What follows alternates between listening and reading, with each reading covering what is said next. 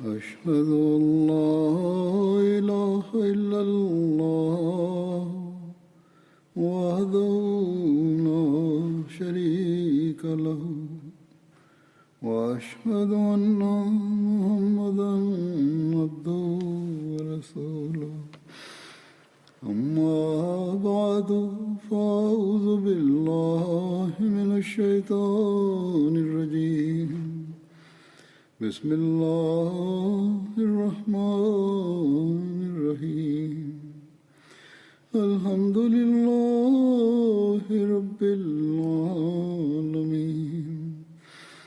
الرحمن الرحيم مالك يوم الدين إياك نعبد وإياك نستعين اهدنا الصراط المستقيم صراط الذين أنعمت عليهم غير المغضوب عليهم ولا الضالين.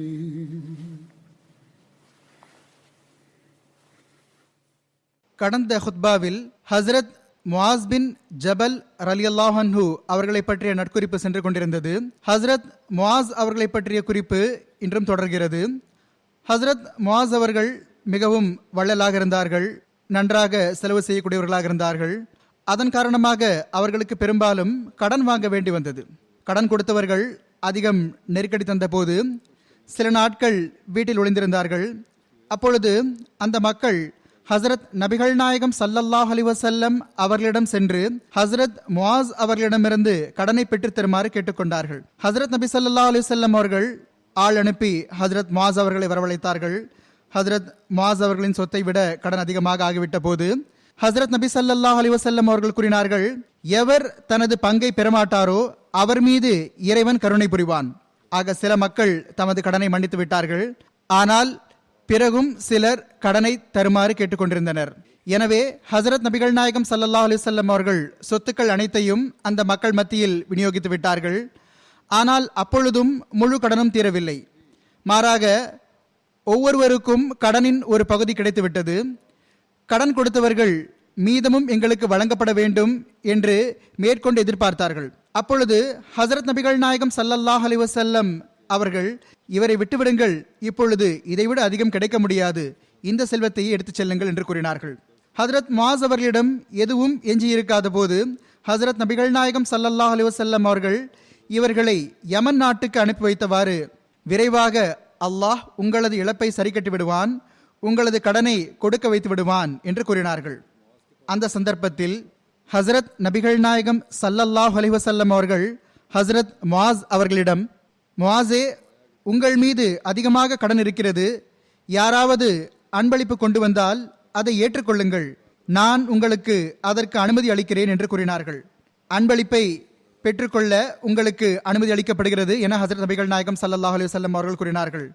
ஹசரத் முஆஸ் பின் ஜபல் ரலியல்லாஹு அன்ஹு அவர்கள் அறிவிக்கிறார்கள், ஹசரத் நபிகள் நாயகம் ஸல்லல்லாஹு அலைஹி வஸல்லம் அவர்கள் இவர்களை யமன் நாட்டுக்கு அனுப்பிய போது ஹசரத் நபிகள் நாயகம் ஸல்லல்லாஹு அலைஹி வஸல்லம் அவர்கள், அதாவது அன்பளிப்பை ஏற்றுக்கொள்வதில் ஹசரத் முஆஸ் பின் ஜபல் ரலியல்லாஹு அன்ஹு அவர்கள் அறிவிக்கிறார்கள், ஹசரத் நபிகள் நாயகம் ஸல்லல்லாஹு அலைஹி வஸல்லம் அவர்கள் இவர்களை யமன் நாட்டுக்கு அனுப்பிய போது ஹசரத் நபிகள் நாயகம் ஸல்லல்லாஹு அலைஹி வஸல்லம் அவர்கள், அதாவது அன்பளிப்பை ஏற்றுக்கொள்வதில் பொதுவாக தடை எதுவும் இல்லை, அன்பு அதிகரிக்கிறது, ஒருவர் மற்றவருக்கு அன்பளிப்புகள் கொடுக்க வேண்டும் என்றே கூறப்படுகிறது. ஆனால் இவர்கள் அங்கு ஹஜ்ரத் நபி ஸல்லல்லாஹு அலைஹி வஸல்லம் அவர்களின் பிரதிநிதியாக ஆக்கி அனுப்பப்பட்டார்கள்.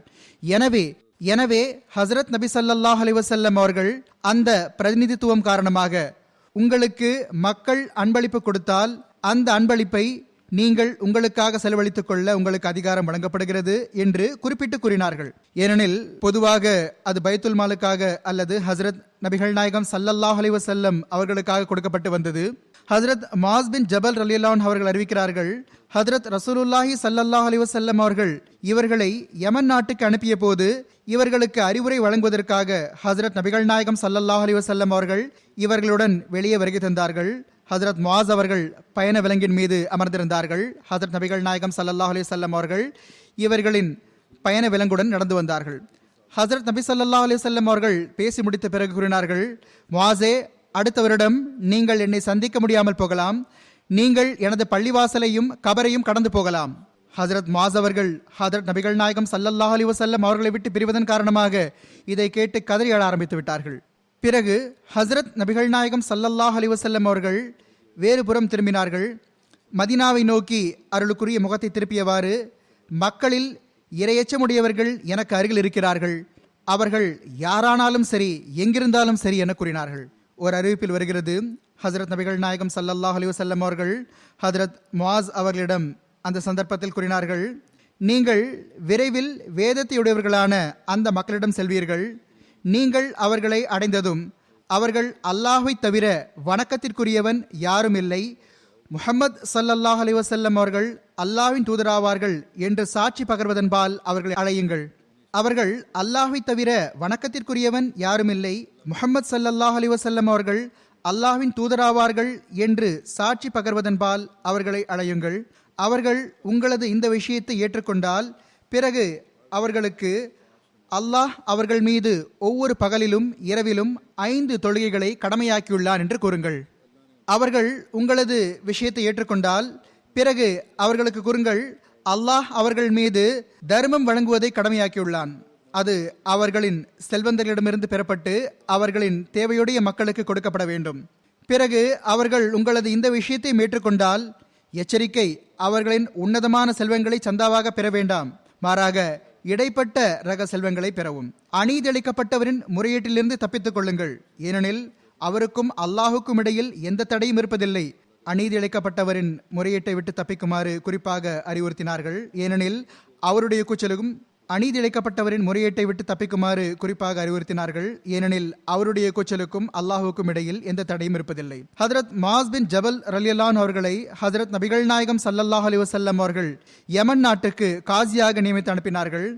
அவர்கள் அந்த மக்களுக்கு திருக்குரானையும் மார்க்கத்தையும் கற்றுக் கொடுத்து வந்தார்கள். அவர்களுக்கு மத்தியில் தீர்ப்பளித்து வந்தார்கள்.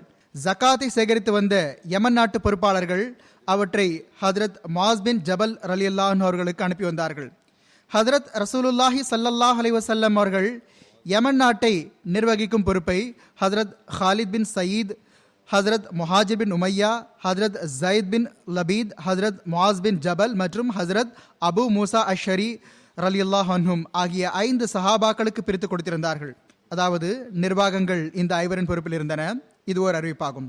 ஹதரத் முஆஸ் பின் ஜபல் ரலியல்லாஹு அன்ஹு அவர்கள் அறிவிக்கின்றார்கள், ஹதரத் நபிகள் நாயகம் ஸல்லல்லாஹு அலைஹி வஸல்லம் அவர்கள் என்னை யமன் நாட்டுக்கு அனுப்பிய போது இவ்வாறு அறிவுறுத்தினார்கள், ஒவ்வொரு 30 பசுவுக்கும் ஜகாத்தாக 1 வயது கன்றை பெறுங்கள், ஒவ்வொரு 40 பசுவுக்கும் 2 வயது கன்றை பெறுங்கள். அதாவது ஜகாத்தின் விகிதாச்சாரத்தை பற்றி கூறுகிறார்கள், அளவை கூறுகிறார்கள். பருவ வயதை அடைந்த ஒவ்வொரு ஆணிடமிருந்தும் 1 தீனார் அல்லது அந்த தொகைக்கு நிகராக முஆஃபிரா, அதாவது ஒரு யமநாட்டு ஆடை, அதை வசூலிக்க வேண்டும். முஆஃபிர் ஒரு கோத்திரத்தின் பெயர். அவர்கள் இந்த ஆடையை தயாரித்து வந்தார்கள். அவர்களின் பெயரிலேயே இதற்கு பெயர் வந்துவிட்டது. இது முஸ்னத் அஹ்மத் பின் ஹம்பலின் அறிவிப்பாகும்.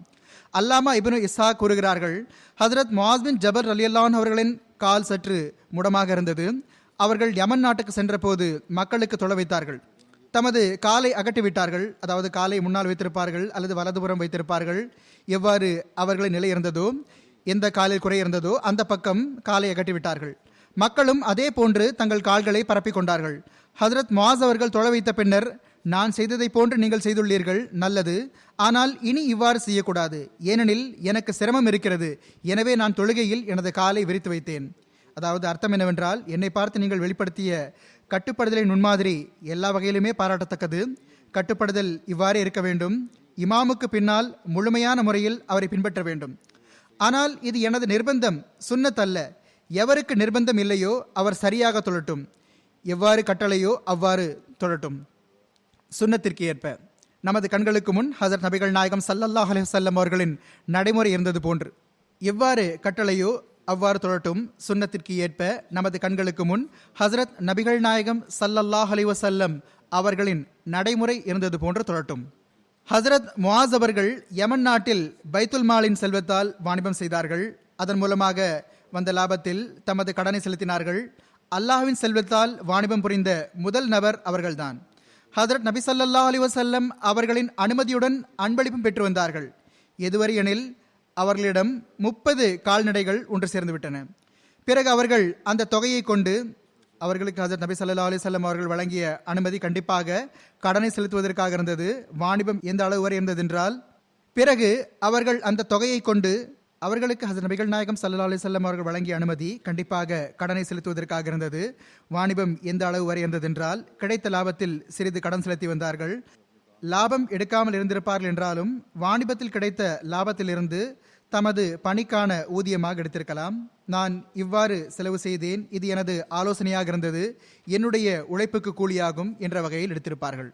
இதற்கு ஹஜரத் நபிகள் நாயகம் ஸல்லல்லாஹு அலைஹி வஸல்லம் அவர்கள் அனுமதி வழங்கியிருந்தார்கள். கடன் அடைவதற்காக எடுத்துக்கொண்டார்கள். இதுவே ஏற்றுக்கொள்ளத்தக்க விஷயமாக தென்படுகிறது. லாபத்தின் விகிதத்திலிருந்து ஊதியம் எடுத்திருப்பார்கள் அல்லது ஓரளவு லாபத்தை எடுத்திருப்பார்கள். ஆனால் எவ்வாறாயினும் என்னவாக இருந்திருந்தாலும் அது ஹசரத் நபிகள் நாயகம் ஸல்லல்லாஹு அலைஹி வஸல்லம் அவர்களின் அனுமதியுடன் இருந்திருந்தது. ஹசரத் நபிகள் நாயகம் ஸல்லல்லாஹு அலைஹி வஸல்லம் அவர்களின் வஃபாத்திற்கு பிறகு ஹசரத் முஆஸ் ரலியல்லாஹு அன்ஹு அவர்கள் ஹஜ் செய்ய வந்தபோது ஹசரத் உமர் ரலியல்லாஹு அன்ஹு அவர்களை சந்தித்தார்கள். அவர்களை ஹசரத் அபூபக்கர் ரலியல்லாஹு அன்ஹு அவர்கள் ஹஜ்ஜுக்கு பொறுப்பாளராக நியமித்திருந்தார்கள். ஹசரத் உமர் ரலியல்லாஹு அன்ஹு அவர்களும் ஹசரத் முஆஸ் ரலியல்லாஹு அன்ஹு அவர்களும் தர்வியா நாளன்று சந்தித்துக் கொண்டனர். ஹசரத் நபிகள் நாயகம் ஸல்லல்லாஹு அலைஹி வஸல்லம் அவர்களின் வஃபாத்திற்கு பிறகு ஹசரத் முஆஸ் ரலியல்லாஹு அன்ஹு அவர்கள் ஹஜ் செய்ய வந்தபோது ஹசரத் உமர் ரலியல்லாஹு அன்ஹு அவர்களை சந்தித்தார்கள். அவர்களை ஹசரத் அபூபக்கர் ரலியல்லாஹு அன்ஹு அவர்கள் ஹஜ்ஜுக்கு பொறுப்பாளராக நியமித்திருந்தார்கள். ஹசரத் உமர் ரலியல்லாஹு அன்ஹு அவர்களும் ஹசரத் முஆஸ் ரலியல்லாஹு அன்ஹு அவர்களும் தர்வியா நாளன்று சந்தித்துக் கொண்டனர். இருவரும் கட்டி தழுவினார்கள். பிறகு பரஸ்பரம் நபி ஸல்லல்லாஹு அலைஹி வஸல்லம் அவர்களின் வஃபாத்தின் வருத்தம் தெரிவித்துக் கொண்டார்கள். பிறகு இருவரும் தரையில் அமர்ந்து உரையாடினார்கள். அல் இஸ்தியாபில் எழுதப்பட்டுள்ளது.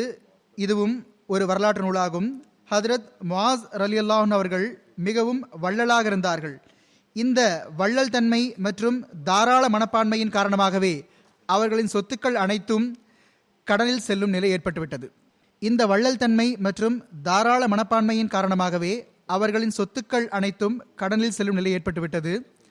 அவர்கள் ஹஜரத் நபி ஸல்லல்லாஹு அலைஹி வஸல்லம் அவர்களிடம் சென்று அவர்கள் கடன் கொடுத்தவர்களிடம் தமது கடனை மன்னிக்க கூறுமாறு வேண்டினார்கள். இது முன்னரும் கூறப்பட்டது. இது பல்வேறு ஆதாரங்கள் மூலமாக வேறு விஷயம் அல்லது அதே விஷயம் கூறப்படுகிறது. ஹசரத் நபி ஸல்லல்லாஹு அலைஹி வஸல்லம் அவர்கள் ஹசரத் முஆஸ் ரலியல்லாஹு அன்ஹு அவர்களுக்கு கடன் கொடுத்தவர்களிடம் கூறினார்கள். ஆனால் அவர்கள் கடனை மன்னிக்க மறுத்துவிட்டார்கள். ஹசரத் நபி ஸல்லல்லாஹு அலைஹி வஸல்லம் அவர்கள் ஹசரத் முஆஸ் ரலியல்லாஹு அன்ஹு அவர்களுக்கு கடன் கொடுத்தவர்களிடம் கூறினார்கள். ஆனால் அவர்கள் கடனை மன்னிக்க மறுத்துவிட்டார்கள். இதை அவர் அடுத்து எழுதியுள்ளார். யாராவது யாருக்காகவாவது யாருடைய கடனையாவது மன்னித்திருந்தால் அவர்கள் ஹஜரத் ரசூலுல்லாஹி ஸல்லல்லாஹு அலைஹி வஸல்லம் அவர்களுக்காக ஹஜரத் முஆஸ் பின் ஜபல் ரலியல்லாஹு அன்ஹு அவர்களின் கடனை மன்னித்திருப்பார்கள். எல்லாரையும் விட அதிகமாக ஹஜரத் நபி ஸல்லல்லாஹு அலைஹி வஸல்லம் அவர்களின் அந்தஸ்து இருந்தது. அவர்களுக்காகவே யாராவது தனது கடனை மன்னித்திருக்க முடியும் அல்லது பொருட்தியாகம் செய்திருக்க முடியும். பிறகு ஹஜரத் ரசூலுல்லாஹி ஸல்லல்லாஹு அலைஹி வஸல்லம் அவர்கள் கடனை அடைப்பதற்காக ஹஜரத் முஆஸ் பின் ஜபல் ரலியல்லாஹு அன்ஹு அவர்களுடைய, ஆனால் அவர்களிலும் பலர் ஏற்கனவே கூறப்பட்டது போன்று சிலர் மன்னிக்கவில்லை. அல்லாஹ்வின் தூதர் அவர்களே, நாங்கள் கடனை திரும்ப பெறுவோம் என்றே கூறினர். எவ்வாறு இருப்பினும் ஹசரத் நபிகள் நாயகம் ஸல்லல்லாஹு அலைஹி வஸல்லம் அவர்கள் பிறகு கடனை செலுத்துவதற்காக ஹசரத் முஆஸ் பின் ஜபல் ரலியல்லாஹு அன்ஹு அவர்களின் எல்லா சொத்து பத்துக்களையும் விட்டுவிட்டார்கள். ஹசரத் முஆஸ் பின் ஜபல் ரலியல்லாஹு அன்ஹு அவர்கள் வெறுங்கையாக இருந்து விட்டார்கள். பிறகு மக்கா வெற்றி பெற்றவரிடத்தில் ஹசரத் ரசூலுல்லாஹி ஸல்லல்லாஹு அலைஹி வஸல்லம் அவர்கள் ஹசரத் முஆஸ் ரலியல்லாஹு அன்ஹு அவர்களை யமன் நாட்டின் ஒரு பகுதிக்கு அமீராக நியமித்து அனுப்பினார்கள். இங்கு விஷயம் இன்னும் தெளிவாகிவிடுகிறது. அமீராக்கி அனுப்பியிருந்தார்கள். எனவே அமீர் என்ற வகையில் அவர்களுக்கு கிடைத்து வந்த அன்பளிப்பு முதலியவை தொடர்பாக அது பைத்துல் மாலுக்கு என்றே கருதப்பட்டு வந்தது. அல்லாஹ்வின் செல்வத்தில் வாணிபம் செய்த முதல் நபர் அவர்கள்தான், அதாவது பைத்துல் மாலின் செல்வத்தில். ஹஜரத் நபிகள் நாயகம் ஸல்லல்லாஹு அலைஹி வஸல்லம் அவர்களின் வஃபாத் வரை அவர்கள் அங்கிருந்தார்கள். நல்ல செல்வ வளம் பெற்றுவிட்டார்கள். அந்த காலகட்டத்தில் வாணிபத்தில் அவர்களுக்கு பலன் கிடைத்து வந்தது. எவ்வளவு பங்கை அவர்கள் எடுத்து வந்தார்களோ செல்வ செழிப்பு ஏற்பட்டு விட்டது. பிறகு அவர்கள் திரும்பி வந்தபோது ஹசரத் உமர் ரலியல்லாஹு அன்ஹு அவர்கள் ஹசரத் அபூபக்கர் ரலியல்லாஹு அன்ஹு அவர்களிடம் கூறினார்கள், அந்த நபரை, அதாவது ஹசரத் முஆஸ் அவர்களை வரவழையுங்கள். அவரிடமிருந்து அவருக்கு தேவையான பொருட்களை விட்டுவிட்டு மற்றதை பெற்றுக்கொள்ளுங்கள். ஹசரத் நபிகள் நாயகம் ஸல்லல்லாஹு அலைஹி வஸல்லம் அவர்கள் கடனை அடைப்பதற்காக அனுமதி வழங்கினார்கள். இப்பொழுது கடன் அடைபட்டு விட்டது. ஒரு மனிதருக்கு தேவையான பொருட்களும் அவரிடம் இருக்க வேண்டும். ஹதரத் உமர் ரலியல்லாஹு அன்ஹு அவர்களின் பார்வையில் இந்த செல்வ செழிப்பு ஏற்பட்டிருக்க கூடாது. ஆனால் ஹசரத் உமர் ரலியல்லாஹு அன்ஹு அவர்களின் பார்வையில் இந்த செல்வ செழிப்பு அது ஏற்பட்டிருக்க கூடாது. எனவே இந்த செல்வத்தை விட்டுவிட்டு மற்றதை பெற்றுக்கொள்ள வேண்டும். இப்பொழுது ஹசரத் அபூபக்கர் ரலியல்லாஹு அன்ஹு அவர்களிடம் இந்த விவகாரம் வந்தது. ஹசரத் அபூபக்கர் ரலியல்லாஹு அன்ஹு அவர்களுக்கு ஹசரத் நபி ஸல்லல்லாஹு அலைஹி வஸல்லம் அவர்கள் மீது அளவு கடந்த நேசம் இருந்ததே. அதன் காரணமாக ஹசரத் நபி ஸல்லல்லாஹு அலைஹி வஸல்லம் அவர்கள் ஒரு விஷயத்திற்கு அனுமதி அளித்திருந்து தாம் அதற்கு மாற்றமாக தீர்மானிப்பது அவர்களுக்கு பொறுத்து கொள்ள முடியாமல் இருந்தது. எவ்வாறு இருப்பினும் ஹசரத் அபூபக்கர் ரலியல்லாஹு அன்ஹு அவர்கள் கூறினார்கள், அவரை ஹசரத் நபிகள் நாயகம் ஸல்லல்லாஹு அலைஹி வஸல்லம் அவர்கள் அனுப்பினார்கள். நீங்கள் வாணிபம் செய்யலாம், சிறிது பங்கை எடுத்துக்கொள்ளலாம் என்று கூறி அனுப்பினார்கள். அவராக எனக்கு தராதவரை நான் அதிலிருந்து எதையும் பெறமாட்டேன், நான் கேட்கப் போவதில்லை. ஹசரத் நபி ஸல்லல்லாஹு அலைஹி வஸல்லம் அவர்களின் வழிகாட்டலுக்கிணங்க இவர்கள் சென்றார்கள். அனுமதியோடே எந்த ஓர் அன்பளிப்பையும் பெற்றுக்கொண்டார்கள், மற்ற பொருட்களையும் பெற்றுக்கொண்டார்கள். இவர்கள் தாமாகவே கொடுப்பதை தவிர நானாக கேட்கப் போவதில்லை என்றார்கள். பிறகு ஹஜரத் உமர் ரலியல்லாஹு அன்ஹு அவர்கள் ஹஜரத் முஆஸ் ரலியல்லாஹு அன்ஹு அவர்களிடம் சென்றார்கள்.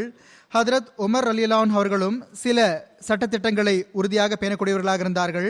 அவர்கள் ஹஜரத் முஆஸ் ரலியல்லாஹு அன்ஹு அவர்களிடம் சென்றார்கள். அவர்களிடம் நடந்ததை கூறினார்கள். ஹஜரத் முஆஸ் ரலியல்லாஹு அன்ஹு அவர்கள் கூறினார்கள், ஹஜரத் ரசூலுல்லாஹி ஸல்லல்லாஹு அலைஹி வஸல்லம் அவர்கள் என்னை அங்கு எனது தேவை நிறைவேறுவதற்காகவே அனுப்பினார்கள். நான் எதுவும் கொடுக்க மாட்டேன். அறிவிப்புகளிலிருந்தும் அவர்களின் முழு வாழ்க்கை வரலாற்றிலிருந்தும் இந்த விஷயமும் நிரூபணமாகிறது. அதாவது அவர்களிடம் செல்வ செழிப்பு இருந்ததென்றால் சில நாட்களுக்கு இருந்திருக்கும். ஏனெனில் பெரும்பாலும் அவர்கள் மக்கள் மத்தியில் விநியோகித்து வந்தார்கள். அடுத்து எத்தகைய சில அறிவிப்புகள் வரும் என்றால் அவற்றின் மூலம் அவர்கள் எவ்வாறு விநியோகித்து வந்தார்கள் என்பது தெரிகிறது.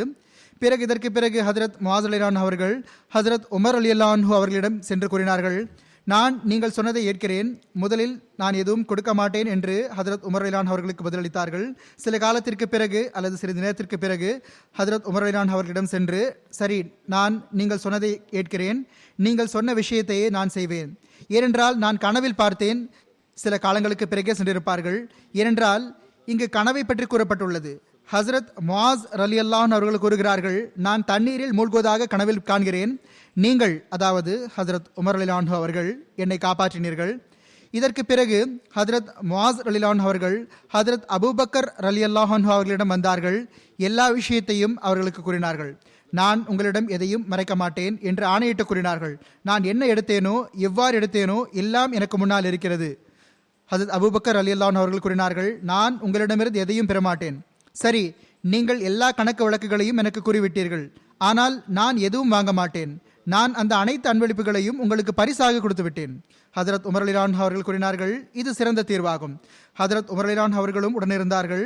அவர்களுக்கு இந்த விஷயம் தெரிய வந்த போது, ஆம், இப்பொழுது காலத்தின் ஹலீஃபா தீர்மானித்து விட்டார்கள், என்ன இருக்கிறதோ அதை சுயமாக ஹஜரத் அபூபக்கர் ரலியல்லாஹு அன்ஹு அவர்களே ஹஜரத் முஆஸ் ரலியல்லாஹு அன்ஹு அவர்களுக்கு கொடுக்கிறார்கள்.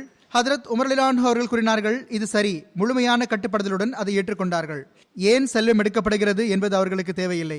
ஹஜரத் நபி ஸல்லல்லாஹு அலைஹி வஸல்லம் அவர்களின் வஃபாத்திற்கு பிறகு இது காலத்தின் ஹலீஃபாவின் தீர்மானமாக இருக்க வேண்டும் என்றுதான் அவர்களுக்கு எண்ணம் இருந்தது. அதாவது அவர்கள் செலவு செய்யலாமா கூடாதா, அல்லது தம்மிடம் செல்வத்தை வைத்துக் கொள்ளலாமா கூடாதா என்பதை பற்றி அவர்களுக்கு எந்த கவலையும் இருக்கவில்லை. ஹஜரத் அபூபக்கர் ரலியல்லாஹு அன்ஹு அவர்கள் தீர்மானித்து விட்ட பிறகு முதலில் வாங்க வேண்டும் என்று ஹஜரத் உமர் ரலியல்லாஹு அன்ஹு அவர்கள் அழுத்தம் கொடுத்து வந்தார்கள்.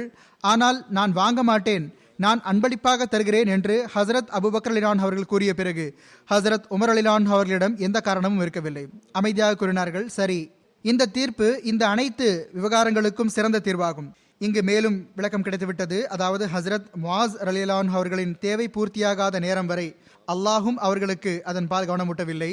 ஹஜரத் நபிகள் நாயகம் ஸல்லல்லாஹு அலைஹி வஸல்லம் அவர்களும் வஃபாத்தான பிறகு ஹஜரத் முஆஸ் ரலியல்லாஹு அன்ஹு அவர்களின் தேவையும் நிறைவேறிவிட்ட பிறகு, செல்வ செழிப்பும் ஏற்பட்டுவிட்ட பிறகு, கடனும் அடைந்த பிறகு, கனவின் மூலமாக அல்லாஹ் தானே ஹஜரத் முஆஸ் ரலியல்லாஹு அன்ஹு அவர்களுக்கு இந்த விஷயத்தின் பால் கவனமூட்டிவிட்டான்.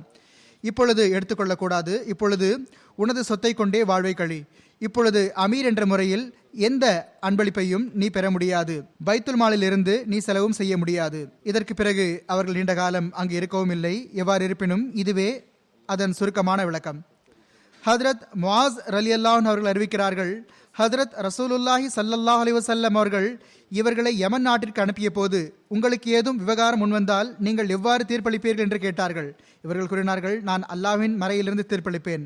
அல்லாஹ்வின் மறையில் அதற்கான கட்டளை கிடைக்கவில்லை என்றால் என்று ஹஜரத் நபிகள் நாயகம் ஸல்லல்லாஹு அலைஹி வஸல்லம் அவர்கள் கேட்டார்கள். இவர்கள் கூறினார்கள், பிறகு அல்லாஹ்வின் தூதர் ஸல்லல்லாஹு அலைஹி வஸல்லம் அவர்களின் நடைமுறைக்கு ஏற்ப தீர்ப்பளிப்பேன். அல்லாஹ்வின் தூதரின் நடைமுறையிலும் அதற்கான கட்டளை கிடைக்கவில்லை என்றால் என்று நபி ஸல்லல்லாஹு அலைஹி வஸல்லம் அவர்கள் கேட்டார்கள். இவர்கள் கூறினார்கள், பிறகு நான் எனது மார்க்க அறிவால் முயற்சி செய்து எனது கருத்தை நிலைநாட்டுவேன். நான் அதில் எந்த அலட்சியமும் காட்ட மாட்டேன். ஹஜரத் முஆஸ் ரலியல்லாஹு அன்ஹு அவர்கள் கூறுகிறார்கள், இந்த விஷயங்களை கேட்டுவிட்டு ஹஜரத் நபிகள் நாயகம் ஸல்லல்லாஹு அலைஹி வஸல்லம் அவர்கள் எனது நெஞ்சில் தட்டினார்கள். பிறகு கூறினார்கள், புகழ்கள் அல்லாஹுக்கே உரியன, எல்லா புகழும் அல்லாஹுக்கே. அவன் தனது தூதரின் தூதுவருக்கு இத்தகைய விஷயத்துக்கு நல்வாய்ப்பு தந்தான். அது அவனது தூதரின் தன்னிறைவுக்கு காரணமானது. ஹதரத் முஆஸ் ரலியல்லாஹு அன்ஹு அவர்கள் அறிவிக்கிறார்கள், ஹதரத் ரசூலுல்லாஹி ஸல்லல்லாஹு அலைஹி வஸல்லம் அவர்கள் இவர்களை யமன் நாட்டுக்கு அனுப்பிய போது கூறினார்கள், ஆடம்பர வாழ்க்கை வாழ்வதிலிருந்து தவிர்ந்திருங்கள், ஏனெனில் அல்லாஹ்வின் அடியார்கள் ஆடம்பர வாழ்வை மேற்கொள்வதில்லை. இதன் மூலமாக மேலும் இந்த விஷயமும் தெளிவாகிவிட்டது. அன்பளிப்புகளும் வாணிபம் செய்து வந்த செல்வமும் கடன்களை அடைப்பதற்காக இருந்தன. இவர்களின் கைகள் தாராளமானவை, ஏழைகளுக்கு உதவுபவர், அதிலேயே செலவிடுவார்கள் என்பது ஹஜரத் நபிகள் நாயகம் ஸல்லல்லாஹு அலைஹி வஸல்லம் அவர்களுக்கு தெரிந்திருந்தது. ஆனால் பிறகும் கூட இவ்வாறு அறிவுரை கூறிவிட்டார்கள், நீங்கள் ஆடம்பர வாழ்வை வாழ்வதற்காக அல்ல, மாறாக உங்கள் தேவைகள் பூர்த்தியாவதற்காக இந்த அனைத்து அனுமதிகளையும் நான் உங்களுக்கு தருகிறேன். அதிலிருந்து ஆடம்பர வாழ்வை மேற்கொள்வதிலிருந்து தவிர்த்திருக்குமாறு வலியுறுத்தினார்கள். ஹஜரத் முஆஸ் ரலியல்லாஹு அன்ஹு அவர்கள் அறிவிக்கிறார்கள், யமன் நாட்டை நோக்கி பயணமாவதற்காக நான் எனது விலங்கின் மீது காலை வைத்த போது ஹஜரத் ரசூலுல்லாஹி ஸல்லல்லாஹு அலைஹி வஸல்லம் அவர்கள் எனக்கு மக்களுடன் நல்லொழுக்கத்துடன் நடந்து கொள்ளுங்கள் என்ற இந்த கடைசி அறிவுரையை கூறினார்கள். இன்றைய காலத்து முஸ்லிம்களின் நிலைமையை பாருங்கள், இவ்வாறு நடந்து கொள்கிறார்கள். மீலாது நபி கொண்டாடுகின்றனர். மீலாது நபி கொண்டாடுவதற்கான சரியான விஷயம் என்னவென்றால், ஹஜரத் நபி ஸல்லல்லாஹு அலைஹி வஸல்லம் அவர்களின் முன்மாதிரிகள் மற்றும் அவர்களின் அறிவுரைகள் படி செயல்பட வேண்டும். ஹஜரத் முஆஸ் ரலியல்லாஹு அன்ஹு அவர்களை ஹஜரத் நபிகள் நாயகம் ஸல்லல்லாஹு அலைஹி வஸல்லம் அவர்கள் யமன் நாட்டுக்கு ஆட்சியாளராக்கி அனுப்பிய போது அவர்களின் அந்தஸ்தை இந்த சொற்களில் எடுத்துரைத்தார்கள், இன்னி பஅஸ்துலக்கும் ஹைர அஹ்லி, அதாவது நான் எனது மக்களில் சிறந்தவரை உங்களுக்காக அனுப்புகிறேன். இப்னு அபு நஜி அவர்கள் அறிவிக்கிறார்கள், ஹஜரத் ரசூலுல்லாஹி ஸல்லல்லாஹு அலைஹி வஸல்லம் அவர்கள் ஹஜரத் முஆஸ் ரலியல்லாஹு அன்ஹு அவர்களை யமன் நாட்டுக்கு ஆட்சியாளராக்கி அனுப்பினார்கள். மேலும் யமன் நாட்டு மக்களுக்கு இவ்வாறு எழுதினார்கள், நிச்சயமாக நான் உங்கள் மீது எனது மக்களில் சிறந்தவரை, அறிவுடையவரை மற்றும் மார்க்கமுள்ளவரை ஆட்சியாளராக்கியுள்ளேன். ஒரு ஹதீஸில் வருகிறது, அறிவிப்பு இதுவாகும். ஹஜரத் முஆஸ் ரலியல்லாஹு அன்ஹு அவர்கள் அறிவிக்கிறார்கள், இது முஸ்னத் அஹ்மத் பின் ஹம்பலின் அறிவிப்பாகும். ஹஜரத் ரசூலுல்லாஹி ஸல்லல்லாஹு அலைஹி வஸல்லம் அவர்கள் எனக்கு 10 விஷயங்களை வலியுறுத்தியவாறு கூறினார்கள். முதல் விஷயம், அல்லாஹ்வோடு யாரையும் இணை வைக்காதீர்கள். நீங்கள் கொல்லப்பட்டாலும் சரி, எரிக்கப்பட்டாலும் சரி.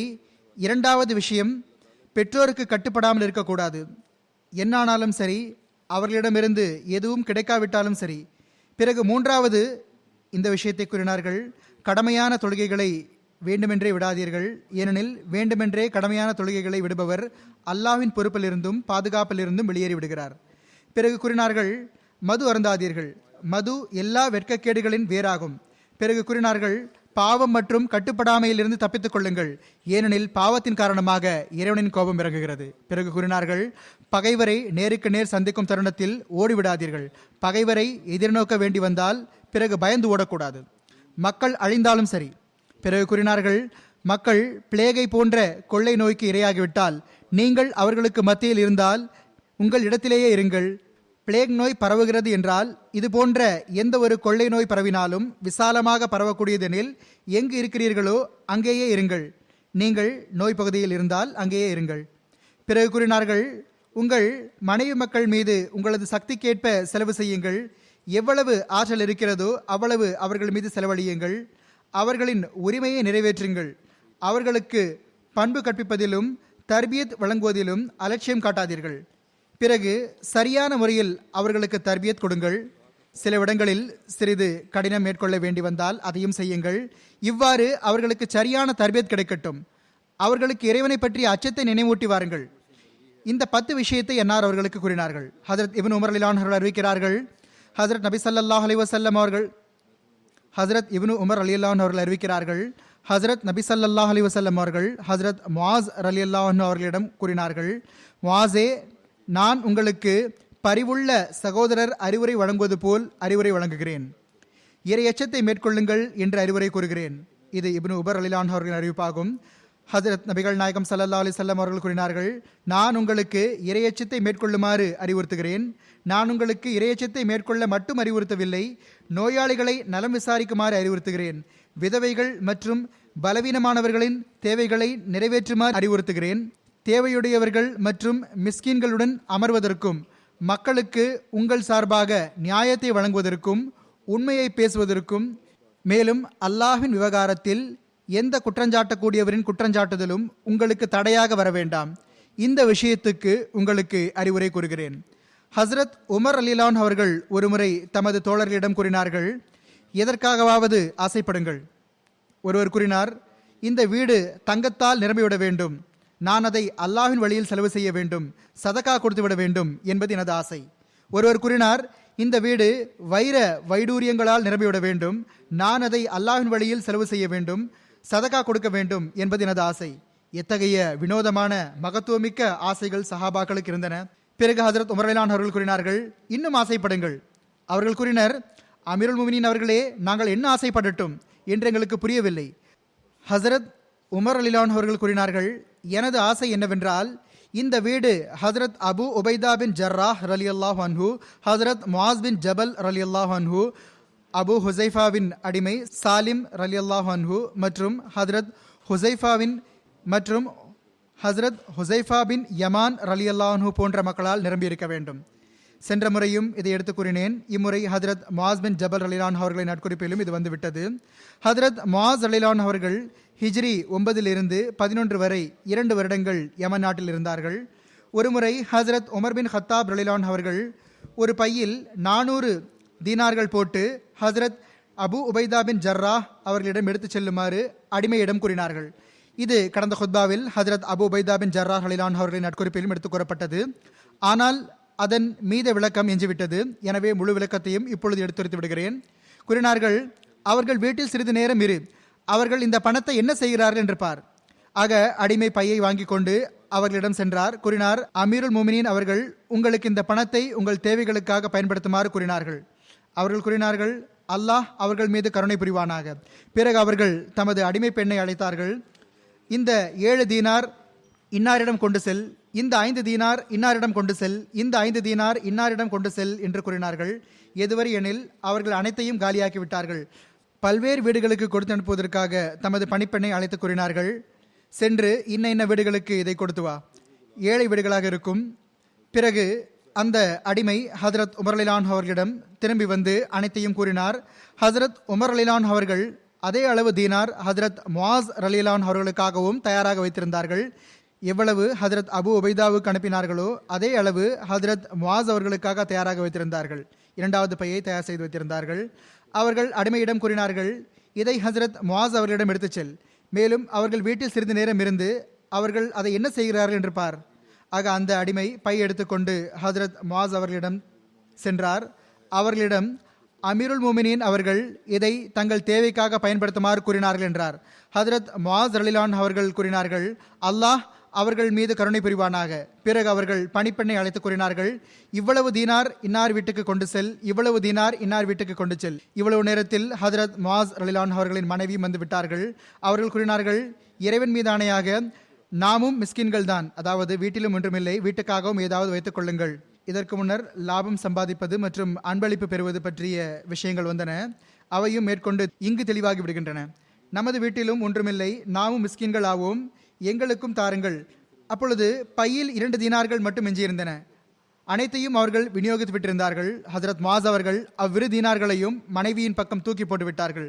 அடிமை ஹஜரத் உமர் ரலியல்லாஹு அன்ஹு அவர்களிடம் வந்து அவர்களுக்கு அனைத்து விஷயங்களையும் தெரிவித்தார். ஹஜரத் உமர் ரலியல்லாஹு அன்ஹு அவர்கள் இதனால் மிகவும் மகிழ்ச்சி அடைந்தார்கள். கூறினார்கள், நிச்சயமாக ஹஜரத் அபு உபைதா மற்றும் ஹஜரத் முஆஸ் ரலியல்லாஹு அன்ஹு ஆகிய இவர்கள் இருவரும் பரஸ்பரம் சகோதரர்களாவர். ஹஜரத் உமர் ரலியல்லாஹு அன்ஹு அவர்கள் இதனால் மிகவும் மகிழ்ச்சி அடைந்தார்கள். கூறினார்கள், நிச்சயமாக ஹஜரத் அபு உபைதா மற்றும் ஹஜரத் முஆஸ் ஆகிய இவர்கள் இருவரும் பரஸ்பரம் சகோதரர்களாவர். இவ்வாறு செலவு செய்வதிலும் எவ்வாறு இவர்கள் செலவு செய்திருக்கிறார்களோ இவர்களின் இந்த பண்பு ஒன்று போலவே இருந்தது. ஷரீபின் ஒபைத் மற்றும் ராஷித் பின் சாத் முதலியோர் அறிவிக்கிறார்கள், ஹதரத் உமர் பின் ஹத்தாப் ரலியல்லாஹு அன்ஹு அவர்கள் சரக் எனும் இடத்தை அடைந்த போது, சரக் தபூ பகுதியில் உள்ள ஒரு ஊரின் பெயராகும், சிரியாவில் கடுமையான கொள்ளை நோய் பரவி இருப்பதாக ஹசரத் உமர் ரலியல்லாஹு அவர்களுக்கு கூறப்பட்டது. ஹசரத் உமர் ரலியல்லாஹு அவர்கள் கூறினார்கள், சிரியாவில் கடுமையான கொள்ளை நோய் பரவி இருப்பதாக எனக்கு தகவல் கிடைத்துள்ளது. எனது கருத்து என்னவென்றால், எனது மரணத் தருவாய் நெருங்கி ஹதரத் அபு உபைதா பின் ஜர்ராஹ் ரலியல்லாஹு அவர்கள் உயிருடன் இருந்தால் நான் அவர்களை எனது கலீஃபாவாக தேர்ந்தெடுத்து விடுவேன். அல்லாஹ்விடம் அவர்கள் தொடர்பாக, நீ அவரை ஏன் முஹம்மதிய உம்மத்துக்கு கலீஃபாவாக நியமித்தாய் என்று கேட்டால் நான் கூறுவேன், நான் உனது தூதர் ஸல்லல்லாஹு அலைஹி வஸல்லம் அவர்கள் இவ்வாறு கூற கேட்டிருக்கிறேன், ஒவ்வொரு நபிக்கும் ஒரு நம்பிக்கைக்குரியவர் இருப்பார், எனது நம்பிக்கைக்குரியவர் அபு உபைதா பின் ஜர்ரா ஆவார்கள். இது முன்னரும் கூறப்பட்டது. மக்களுக்கு இது நன்றாகப்படவில்லை. அவர்கள் கேட்டனர், குறைஷின் பெரிய மக்கள், அதாவது பனு ஃபஹர் நிலை என்னவாகும்? பிறகு ஹதரத் உமர் ரலியல்லாஹு அன்ஹு அவர்கள் கூறினார்கள், எனது மரணத் தருவாய் நெருங்கி அபு உபைதா பின் ஜர்ரா அவர்களும் மரணித்து விட்டிருந்தால் முஆஸ் பின் ஜபல் அவர்களை எனது கலீஃபாவாக நியமித்து விடுவேன். எனது கண்ணியத்திற்குரிய மேன்மை மிகுந்த இறைவன் என்னிடம், நீ அவரை ஏன் கலீஃபாவாக நியமித்தாய் என்று கேட்டால் நான் கூறுவேன், நான் உனது தூதர் ஸல்லல்லாஹு அலைஹி வஸல்லம் அவர்கள் இவ்வாறு கூற கேட்டுள்ளேன், அவர்கள் கியாமத் நாளன்று அறிஞர்களில் முன்னால் கொண்டு வரப்படுவார்கள், இது அறிவில் அவர்களின் உயர் தகுதியாக இருக்கும். ஹதரத் முஆஸ் பின் ஜபல் ரலியல்லாஹு அன்ஹு அவர்களும் ஹதரத் அபு உபைதா பின் ஜர்ராஹ் ரலியல்லாஹு அன்ஹு அவர்களும் ஹிஜ்ரி 15 யர்மூக் போரில் மைம்னா, அதாவது படையின் அந்த பகுதி, அதில் போரின் போது தளபதி வலப்புறம் நிற்பார், அதன் ஒரு பகுதியின் தலைவராக நியமிக்கப்பட்டார்கள். கிறிஸ்தவர்களின் தாக்குதல் எந்த அளவு கடினமாக இருந்ததென்றால், முஸ்லிம்களின் அந்த படைப்பிரிவு படையிலிருந்து பிரிந்து தனியாகி மக்கள் சிதறண்டு போயினர். ஹதரத் முஆஸ் ரலியல்லாஹு அன்ஹு அவர்கள் இந்த நிலையை பார்த்தபோது மிகவும் வீரத்தையும் உறுதித்தன்மையையும் வெளிப்படுத்தினார்கள். குதிரையை விட்டு கீழே இறங்கிவிட்டார்கள். நான் இப்போது நடந்தே சண்டையிடுவேன், யாராவது ஒரு வீரர் இந்த குதிரையின் உரிமை நிறைவேற்ற முடியும் என்றால் இதோ குதிரை இருக்கிறது என்று கூறினார்கள். அவர்களின் மகன்களும் போர்க்களத்தில் இருந்தனர். அவர்கள் கூறினார்கள், நான் அதன் உரிமையை நிறைவேற்றுவேன், ஏனெனில் என்னால் பயணித்து நன்றாக சண்டையிட முடியும். ஆக தந்தை மகன் இருவரும் ரோமானியர்களின் படையை கிழித்தவாறு உள்ளே நுழைந்து விட்டார்கள். எவ்வளவு தைரியமாக போரிட்டார்கள் என்றால், ஆடிய முஸ்லிம்களின் பாதங்கள் சுதாரித்து கொண்டன. அதே அச்சத்தின் நிலைமையாக இருந்தது மாறி அவர்கள் மீண்டும் அம்மக்களை தோற்கடித்து முஸ்லிம்களுக்கு வெற்றியை பெற்று தந்துவிட்டனர். அபு இத்ரீஸ் ஹுலானி அவர்கள் அறிவிக்கிறார்கள், நான் சிரியாவில் தமஸ்கஸின் பள்ளியில் நுழைந்த போது அங்கு மின்னும் பட்களையுடைய இளைஞர் இருந்தார். அவரை சுற்றி மக்கள் ஒன்று கூடியிருந்தனர். மக்களுக்கு ஏதாவது ஒரு விஷயத்தில் கருத்து வேறுபாடு ஏற்பட்டால் அவர்கள் அவரிடம் விவகாரத்தை கொண்டு செல்வர், அவருடைய கருத்துக்கு முன்னுரிமை வழங்குவர். நான் அவர் தொடர்பாக கேட்டபோது இவர் முஆஸ் பின் ஜபல் என்று கூறப்பட்டது. அடுத்த நாள் நான் மதிய வேளையில் சென்றேன். அவர் எனக்கு முன்பாக மதிய வேளையில் அங்கு இருக்க கண்டேன். அவர்கள் தொழுது கொண்டிருப்பதை நான் பார்த்தேன். நான் அவர்களுக்காக காத்து கொண்டிருந்தேன். அவர்கள் தொழுது முடித்த பிறகு நான் அவர்களுக்கு முன்னால் சென்று அவர்களுக்கு சலாம் கூறினேன். நான் அவர்களிடம், அல்லாஹ்வின் மீது ஆணையாக எனக்கு அல்லாஹுக்காக உங்கள் மீது நேசம் இருக்கிறது என்று கூறினேன். ஹஜரத் முஆஸ் அவர்கள் கேட்டார்கள், அல்லாஹின் மீது ஆணையாகவா? நான் கூறினேன், அல்லாஹின் மீது ஆணையாக. ஹதரத் முஆஸ் அவர்கள் கேட்டார்கள், அல்லாஹின் மீது ஆணையாகவா? மீண்டும் கேட்டார்கள். நான் கூறினேன், அல்லாஹின் மீது ஆணையாக. பிறகு அவர்கள் எனது போர்வையின் விளிம்பை பிடித்து என்னை தம் பக்கம் இழுத்தார்கள். மேலும் கூறினார்கள், மகிழ்ச்சி அடைந்து விடு, ஏனெனில் நான் ஹதரத் நபி ஸல்லல்லாஹு அலைஹி வஸல்லம் அவர்கள் இவ்வாறு கூற கேட்டேன். கண்ணியத்திற்குரிய மேன்மை மிகுந்த அல்லாஹ் இவ்வாறு கூறினான், எனக்காக ஒருவர் மற்றவரை நேசிப்பவர்கள், எனக்காக ஒருவர் மற்றவருடன் அமரக்கூடியவர்கள், எனக்காக ஒருவர் மற்றவரை சந்திக்கக்கூடியவர்கள் மற்றும் எனக்காக ஒருவர் மற்றவர் மீது செலவு செய்யக்கூடியவர்கள் ஆகியோருக்காக எனது அன்பு கடமையாகிவிட்டது. அதாவது அல்லாஹ் கொள்ளும் அன்பு கடமையாகிவிட்டது. ஹதரத் முஆஸ் பின் ஜபல் ரலியல்லாஹு அன்ஹு அவர்களுக்கு 2 மனைவிகள் இருந்ததாக ஒரு அறிவிப்பில் இருக்கிறது. முறை கேட்ப ஒருவரிடம் இருக்கும்போது மற்றவரிடம் தண்ணீரை கூட பருக மாட்டார்கள். இவ்வளவு நீதி இருந்தது. மற்றொரு அறிவிப்பு உள்ளது, ஹசரத் முஆஸ் பின் ஜபல் ரலியல்லாஹு அன்ஹு அவர்களுக்கு 2 மனைவிகள் இருந்தனர். என்று ஒருவரின் இல்லத்தில் முறை இருக்குமோ அன்று மற்றவர் இல்லத்தில் ஒலு கூட செய்ய மாட்டார்கள். பிறகு இருவரும் சிரியா நாட்டில் கொள்ளை நோயில் மரணித்து விட்டனர். அவர்கள் இருவரையும் ஒரே கபரில் புதைக்கப்பட்டது. புதைக்கும் போது யாரை முதலில் புதைப்பது என்று ஹதரத் முஆஸ் ரலியல்லாஹு அன்ஹு அவர்கள் சீட்டு குலுக்கி போட்டார்கள். இது அவர்களின் நீதியாக இருந்தது. சீருஸ் சஹாபா என்ற நூலின் இன்னொரு அறிவிப்பில் உள்ளது, ஹதரத் முஆஸ் அவர்களுக்கு மனைவிமார்கள் இருந்தனர். அவர்கள் இருவரும் அம்வாஸ் எனப்படும் பிளேக் வகை கொள்ளை நோயால் மரணித்து விட்டனர். அதாவது அந்த காலத்தில் பிளேக் நோயின் அந்த வகை பரவி இருந்தது. ஒரு மகனை பற்றி தெரிய வருகிறது. அவருடைய பெயர் அப்துர் ரஹ்மான் என்று கூறப்பட்டுள்ளது. அவர் யர்மூக் போரில் ஹதரத் முஆஸ் அவர்களுடன் கலந்து கொண்டார். அவரது வஃபாத்தும் அம்வாஸ் பிளேக் நோயால் ஏற்பட்டது. ஹஜரத் அபு உபைதா அவர்கள் அம்பாஸ் பிளேக் நோயால் மரணித்த போது ஹஜரத் உமர் ரலிலான் அவர்கள் ஹஜரத் முஆஸ் ரலியல்லாஹு அவர்களை சிரியாவுக்கு பொறுப்பாளராக நியமித்தார்கள். அம்பாஸ் ஒரு ஊரின் பெயராகும். இதை முன்னரும் கூறியிருக்கிறேன். அதன் விவரம் யர்மலாவில் இருந்து 7 மைல் தொலைவில் உள்ளது. பைத்துல் முகத்தஸின் வழியில் அமைந்துள்ளது. ஹஜரத் முஆஸ் அவர்களும் அதே வருடம் அதே பிளேக் நோயால் வஃபாத்தானார்கள். கசீரா பின் மராத் அவர்கள் அறிவிக்கிறார்கள், ஹஜரத் முஆஸ் அவர்கள் தாம் நோயுற்றிருந்த காலத்தில் எங்களிடம் கூறினார்கள், நான் ஹஜரத் நபி ஸல்லல்லாஹு அலைஹி வஸல்லம் அவர்களிடமிருந்து ஒரு விஷயத்தை கேட்டேன், அதை நான் உங்களிடமிருந்து மறைத்து வைத்திருந்தேன். நான் ஹஜரத் நபி ஸல்லல்லாஹு அலைஹி வஸல்லம் அவர்கள் இவ்வாறு கூற கேட்டேன், எவருடைய கடைசி கூற்று லா இலாஹ இல்லல்லாஹ் என்று இருக்கிறதோ அவருக்கு சொர்க்கம் கடமையாகிவிட்டது. இன்னொரு அறிவிப்பில் உள்ளது, நான் உங்களுக்கு இந்த ஹதீஸை எடுத்துரைப்பதிலிருந்து இந்த விஷயம்தான் என்னை தடுத்திருந்தது. அதாவது, நீங்கள் அதையே நம்பியிருந்து விடக்கூடாது, மற்ற நற்செயல்களை விட்டுவிடக்கூடாது. சிரியாவில் பிளேக் நோய் பரவிய போது ஹஜரத் முஆஸ் பின் ஜபல் ரலிலான் அவர்களுக்கும் பிளேக் நோய் ஏற்பட்டு விட்ட போது அதன் காரணமாக அவர்கள் நினைவிழந்து விட்டார்கள். சிறிது நினைவு வந்த போது அவர்கள் கூறினார்கள், அல்லாஹ்வே, நீ உனது வேதனை என் மீது ஆதிக்கம் பெற செய்துவிடு. உனது கண்ணியத்தின் மீது ஆணையாக நான் உன் மீது அன்பு கொண்டிருப்பதை நீ அறிவாய். பிறகு அவர்களுக்கு மயக்கம் வந்துவிட்டது. பிறகு சிறிது நினைவு வந்த போது இவ்வாறே மீண்டும் கூறினார்கள், ஹஜரத் முஆஸ் பின் ஜபல் ரலிலான் அவர்களின் வஃபாத் நேரம் நெருங்கிய போது விடிந்து விட்டதா பாருங்கள் என்றார்கள். அப்பொழுது விடிந்திருக்கவில்லை. எதுவரையெனில் விடிந்ததற்கு பிறகு விடிந்து விட்டது என்று கூறப்பட்டது. எதன் விடியல் நரகத்தை நோக்கி அழைத்துச் செல்லுமோ அந்த இரவிடமிருந்து நான் அல்லாஹ்விடம் பாதுகாப்பு தேடுகிறேன். மரணத்தை நான் வரவேற்கிறேன். நான் எனது அன்பனுடன் என்னை இணைக்கக்கூடியதை வரவேற்கிறேன். அது நீண்ட காலத்திற்கு பிறகு வருகிறது. அல்லாஹ்வே, நான் உனக்கு அஞ்சுகிறேன் என்பதை நீ அறிவாய். ஆனால் இன்று நான் முழு நம்பிக்கையுடன் இருக்கிறேன். நான் உலகத்தையும் நீண்ட வாழ்வையும் அதில் நதிகள் தோண்ட வேண்டும், மரங்களை நட வேண்டும் என்பதற்காக நேசிப்பதில்லை. மாறாக மதிய வேளை தாகம் மற்றும் நிலைமைகளின் சிரமங்களை சகித்து கொள்ள வேண்டும். உனது குறிப்பு எடுத்து கூறப்படும் சபைகளில் அந்த அறிஞர்களுடன் அமர வேண்டும். பிறகு பெரிதோர் அறிவிப்பில் வருகிறது, ஹஜரத் முஆஸ் அவர்களின் மரண தருவாய் நெருங்கிய போது அவர்கள் அழ ஆரம்பித்தார்கள். நீங்கள் ஏன் அழுகிறீர்கள்? நீங்கள் தான் ஹஜரத் நபிகள் நாயகம் ஸல்லல்லாஹு அலைஹி வஸல்லம் அவர்களின் தோழராயிற்றே என்று அவர்களிடம் கேட்கப்பட்ட போது அதற்கு அவர்கள் கூறினார்கள், நான் மரணிக்கப் போகும் வேதனையால் அழவில்லை, உலகத்தை விட்டுவிட்டு செல்வதாலும் அழவில்லை. மாறாக நான் ஏன் அழுகிறேன் என்றால், 2 பிரிவுகள் இருப்பர். நான் எந்த பிரிவில் உயர்த்தப்படுவேன் என்று எனக்கு தெரியாது. ஒன்று சொர்க்கவாசிகள், மற்றொன்று நரகவாசிகளின் பிரிவு. எனக்கு அல்லாஹை பற்றிய அச்சம் உள்ளதன் காரணமாகவே அழுகிறேன். முஸ்னத் அஹ்மத் பின் ஹம்பலில் இவ்வாறு அறிவிப்பு உள்ளது. அதாவது, ஹஜரத் முஆஸ் ரலிலான் அவர்கள் கூறினார்கள், நான் ஹஜரத் நபிகள் நாயகம் ஸல்லல்லாஹு அலைஹி வஸல்லம் அவர்கள் இவ்வாறு கூற கேட்டேன், விரைவில் நீங்கள் சிரியாவை நோக்கி ஹிஜ்ரத் மேற்கொள்வீர்கள். அது உங்களது கையால் வெல்லப்படும். ஆனால் அங்கு கொப்பளங்களும் கட்டிகளும் கொண்ட ஒரு நோய் உம்மை ஆட்கொண்டுவிடும். அது மனிதர்களை ஏணியின் படிகள் மூலம் பிடித்துக்கொள்ளும். அல்லாஹ் அதன் மூலமாக அவர்களுக்கு ஷஹாதத்தை வழங்குவான். மேலும் அவர்களின் செயல்களை தூய்மைப்படுத்துவான். அல்லாஹ்வே, நீ அறிவாய். முஆஸ் பின் ஜபல் இந்த ஹதீஸை ஹஜரத் நபி ஸல்லல்லாஹு அலைஹி வஸல்லம் அவர்களிடமிருந்தே கேட்டிருந்தால் அவனுக்கும் அவனது வீட்டாருக்கும் அதன் பெரும் பங்கை அளிப்பாயாக. இதை அவர்கள் கூறுகிறார்கள். ஆக அவர்கள் அனைவரும் அந்த பிளேக் நோயில் மூழ்கிவிட்டனர். அவர்களில் ஒருவர் கூட உயிர் தப்பிக்கவில்லை. ஹஜரத் முஆஸ் ரலிலான் அவர்களின் ஷஹாதத் விரலில் பிளேகின் கட்டி வெளிப்பட்ட போது அவர்கள் இவ்வாறு கூறி வந்தார்கள், எனக்கு இதற்கு பதிலாக செந்நிற ஒட்டகம் கிடைப்பதும் விருப்பமில்லை. நான் இதிலேயே மகிழ்ச்சி அடைகிறேன். தபரி வரலாற்று நூலில் உள்ளது, அவர்களின் உள்ளங்கையில் கட்டி வந்தது. அவர்கள் தமது உள்ளங்கையை பார்ப்பார்கள், அந்த கையின் பிற்பகுதியை முத்தமிடுவார்கள். மேலும் உனக்கு பதிலாக உலகின் எந்த பொருள் கிடைப்பதிலும் எனக்கு விருப்பமில்லை என்று கூறுவார்கள். ஹஜரத் முஆஸ் பின் ஜபர் ரலிலான்ஹு அவர்கள் ஹிஜ்ரி 18 வஃபாத்தானார்கள். அவர்களின் வயதை பற்றி பல கருத்துக்கள் உள்ளன. அவற்றிற்கேற்ப 33, 34 மற்றும் 38 வயது கூறப்பட்டுள்ளது. ஹஜரத் முஆஸ் ரலிலான் அவர்களின் அறிவிப்புகளின் எண்ணிக்கை ஹதீஸ்களில் இருப்பது 157. அதில் 2 ஹதீஸ்கள் மீது புகாரியும் முஸ்லிமும் ஒருமித்திருக்கின்றன. 2லும் அவை இடம்பெற்றுள்ளன.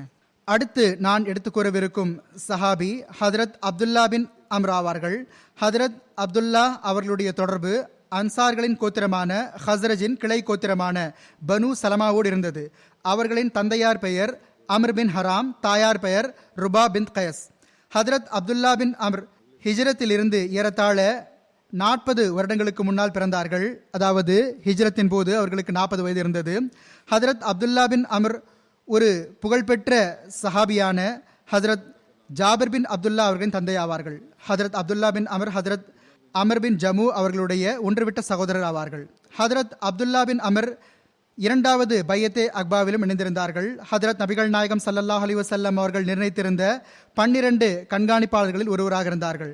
அவர்கள் பத்ர் போரிலும் இணைந்திருந்தார்கள். உஹது போரில் ஷஹீதானார்கள். சிலருடைய பார்வையில் ஹதரத் அப்துல்லா பின் அமர் உஹது போரில் முஸ்லிம்களின் சார்பில் முதலாவது ஷஹீதாக இருந்தார்கள். அவர்கள் ஈமான் கொண்ட சம்பவம் இவ்வாறு எடுத்துக் கூறப்படுகிறது. ஹதரத் காபின் மாலிக் அவர்கள் அறிவிக்கின்றார்கள், நாங்கள் ஹதரத் நபிகள் நாயகம் ஸல்லல்லாஹு அலைஹி வஸல்லம் அவர்களுடன் தஷ்ரீக் நாளில், அதாவது ஹஜ் நாட்களின் கடைசி 3 நாட்களில் 11, 12 மற்றும் 13 ஜுல்ஹஜ்ஜாவின் நடு நாளில் அகபாவில் சந்திப்பதற்காக வாக்குறுதி வழங்கியிருந்தோம். அகபா மக்கா மற்றும் மினாவுக்கு மத்தியில் இருக்கக்கூடிய ஒரு பகுதியாகும். முதலிலும் கூட இது எடுத்துக் கூறப்பட்டிருக்கின்றது. நாங்கள் ஹஜ் செய்து முடித்த பிறகு நாங்கள் ஹதரத் நபிகள் நாயகம் ஸல்லல்லாஹு அலைஹி வஸல்லம் அவர்களை சந்திப்பதாக கூறியிருந்த அந்த இரவு வந்தது. அப்பொழுது எங்களுடன் அப்துல்லா பின் அமரும் இருந்தார்கள். அவர்கள் எங்களுடைய தலைவர்களில் ஒரு தலைவராக இருந்தார்கள். எங்களுடைய கண்ணியத்திற்குரியவர்களில் ஒருவராக இருந்தார்கள். நாங்கள் அவர்களை எங்களுடன் அழைத்துக் கொண்டோம். நாங்கள் எங்களுடைய மக்களில் இணை வைப்பவர்களிடமிருந்து எங்களுடைய விவகாரத்தை மறைத்து வைத்திருந்தோம். நாங்கள் அவர்களிடம் கூறினோம், அபு ஜாபிரே, நீங்கள் எங்களுடைய தலைவர்களில் ஒரு தலைவராவீர்கள், எங்களுடைய கண்ணியத்திற்குரியவர்களில் ஒருவராவீர்கள்.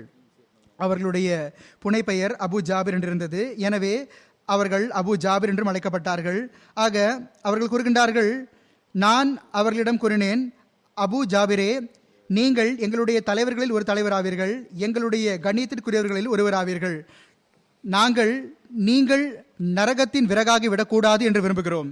எனவே அவர்களுக்கு இஸ்லாத்தின் பால் அழைப்பு விடுத்தார்கள். ஹதரத் நபிகள் நாயகம் ஸல்லல்லாஹு அலைஹி வஸல்லம் அவர்களிடம் அக்வா என்ற இடத்தில் சென்று சந்திக்குமாறு செய்தி கொடுத்தார்கள். கூறுகிறார்கள், அவர்கள் இஸ்லாத்தை ஏற்றுக்கொண்டார்கள். பையத்தே அக்பாவிலும் இணைந்திருந்தார்கள். மேலும் அவர்கள் கண்காணிப்பாளராகவும் நியமிக்கப்பட்டார்கள். ஹதரத் ஜாபிர் பின் அப்துல்லா அவர்கள் அறிவிக்கின்றார்கள், நான், என்னுடைய தந்தை மற்றும் என்னுடைய 2 மாமாக்கள் அக்பா தோழர்களில் ஒருவராக இருந்தோம். இப்னு உயைனா அவர்கள் அறிவிக்கின்றார்கள், அவர்களில் ஹதரத் பராபின் மரூர் ஒருவராவார்கள். 2வது அகபா தொடர்பாக சீரத் ஹாத்தமுன் நபியினில் நான் இதற்கு முன்னால் எடுத்துக் கூறியிருக்கின்றேன். ஒரு சஹாபியின் நட்குறிப்பில் மாறாக 2 சஹாபிகளின் நட்குறிப்பில் அதை எடுத்துக் கூறியிருக்கின்றேன். இங்கும் சிறிதளவு எஞ்சிய பகுதியை நான் மீண்டும் எடுத்துக் கூறுவேன். 2வது பையத்தே அகபா தொடர்பாக சீரத் ஹாத்தமுன் நபியின் என்ற நூலில் எழுதப்பட்டிருக்கின்றது. அதில் ஹதரத் அப்துல்லா பின் அம்ர் அவர்கள் தொடர்பாக இருக்கக்கூடிய பகுதியை நான் எடுத்துக் கூறுகின்றேன். நுபுவத்தின் 13வது வருடத்தில் ஜுல்ஹஜ்ஜா மாதத்தில் ஹஜ் சந்தர்ப்பத்தில் அவுஸ் மற்றும் ஹஸ்ரஜ் கோத்திரத்தின் பல மக்கள் மக்கா வந்திருந்தார்கள். அவர்களில் 70 பேர் எப்படிப்பட்டவர்களாக இருந்தார்கள் என்றால், அவர்கள் முஸ்லீம் ஆகிவிட்டிருந்தார்கள் அல்லது முஸ்லிம் ஆவதற்காக வந்திருந்தார்கள். ஹதரத் நபிகள் நாயகம் ஸல்லல்லாஹு அலைஹி வஸல்லம் அவர்களை சந்திப்பதற்காக மக்கா வந்திருந்தார்கள். அந்த சந்தர்ப்பத்தில் ஒரு கூட்டு மற்றும் ஒரு தனிப்பட்ட சந்திப்பின் தேவை இருந்தது. எனவே ஹஜ்ஜின் கடமைகள் நிறைவேறிய பிறகு ஹஜ் மாதத்தின் இடைப்பட்ட தேதியில் அந்த நாளின் இரவின் நடுப்பகுதிக்கு அருகில் இந்த அனைத்து மக்களும் கடந்த வருடம் ஒன்றிணைந்த அந்த பள்ளத்தாக்கில் ஹதரத் நபிகள் நாயகம் ஸல்லல்லாஹு அலைஹி வஸல்லம் அவர்களை சந்திக்க வேண்டும் என்று நிர்ணயிக்கப்பட்டிருந்தது.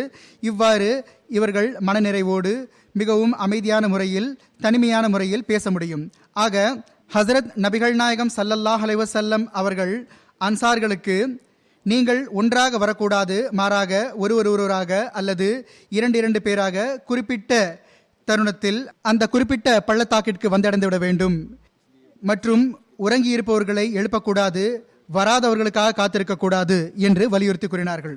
அந்த நிர்ணயிக்கப்பட்ட நாள் வந்தபோது இரவு வேளையில் இரவின் 1/3 பகுதி கழிந்து விட்டிருந்த போது ஹதரத் நபிகள் நாயகம் ஸல்லல்லாஹு அலைஹி வஸல்லம் அவர்கள் தனியாக வீட்டை விட்டு புறப்பட்டார்கள்.